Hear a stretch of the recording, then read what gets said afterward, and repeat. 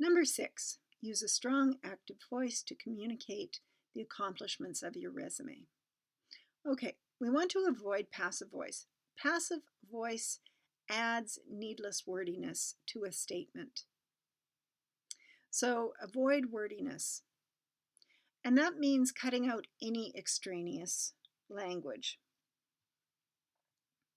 But that's not all that we need to think about. We need strong language as well, particularly strong verbs. Let's look at an example. Here are 2 ways of expressing the same concept. Skilled negotiator with experience managing complex relationships and executing high-value contracts that makes me a leader among my peers. That doesn't sound too bad. It sounds like someone who has a fair amount of experience. But let's listen to another example. Masterfully negotiates complex multi-million-dollar contracts and consistently places in the top 10% of target performance among my peers. Wow, that's the guy I want to hire. Now, why is that?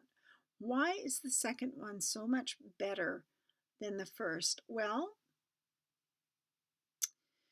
negotiate is a strong verb, and this writer uses very specific language.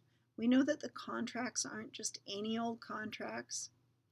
High value sounds good, but multi-million dollar is much more precise. It's specific. It paints a picture. We see a story. We see the candidate's story. Now, the part that says consistently place in the top 10 of target performance among my peers, how does that sound different than that makes me a leader among my peers? Makes me a leader among my peers is not specific, it's not precise, it doesn't tell that story, whereas consistently places in the top 10 of target performance among my peers, that's very specific. I can now know, as your potential employer, exactly what you're capable of. Now moving on to number 7. Describe your accomplishments in terms of results, not responsibilities.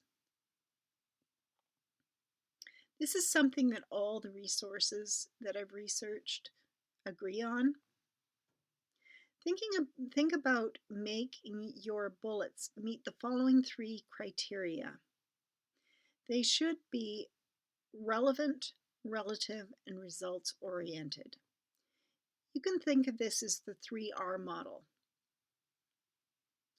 So make sure that the bullet points that you include communicate the responsibilities that your future employer is looking for.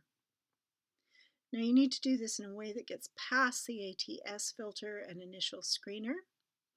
So here's an example of what I mean. So you want to align your bullet points to the responsibilities. If one of the stated responsibilities is to retain and grow revenue with our largest mid-market partners, your bullet might sound something like this.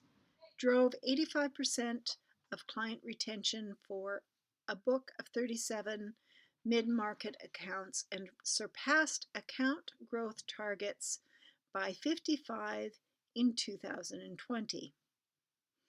So note how the language is a reflection of the initial job posting here. Now, not every bullet on your resume has to directly align with a specific keyword or set of keywords mentioned in the job description, but a lot of them should, probably the majority. Another test that your bullet points should pass is the test of relativity. This refers to how your results stand up to a standard measure of performance. So when it comes to bullets on a resume, the more quantifiable they are, the better. So try to find ways to articulate your achievements in tangible ways, tangible value judgments. These will resonate immediately with the recruiter. So let's just say you led a project that streamlined the workflow for a process inside a company. How much time did that actually save for each person involved in the process? How much of those, how much did those people get paid? And what is that time worth? You can figure that out and you can make that quantifiable. Now, it's important that all this being said, you don't try to overinflate your accomplishments.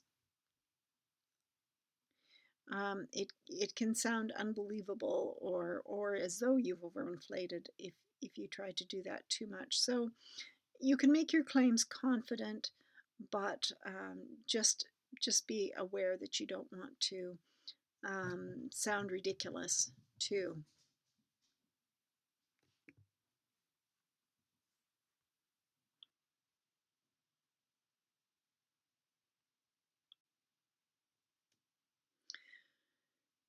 So your resume bullets want to go beyond basic expectations. You want to highlight experience that stands out and gives the recruiter a sense of how you'd handle the role you're applying for.